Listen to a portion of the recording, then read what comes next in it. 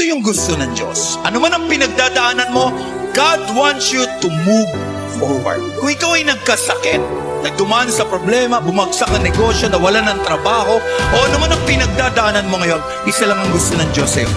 Move forward. Naiintindihan ni Lord na nabibigatan ka.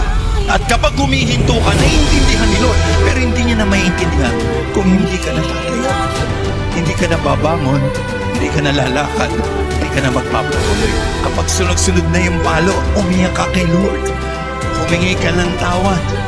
Don't have that defeated mindset. Hindi kalooban ng Diyos na ang laman ng isip mo ay palaging natatalo ka. Ang kalooban ng Diyos, anak ka niya at mananalo ka at pagpapalain ka ng Diyos at may inihanda siyang mabuti para sa iyo. You are not born defeated. You are born a winner. Hindi ka pinanganak para matalo. Pinanganak ka para magtagumpay sa harapan ng atin. No!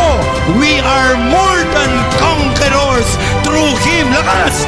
Jesus Christ will love us. Maraming bigat, dala-dala tayo.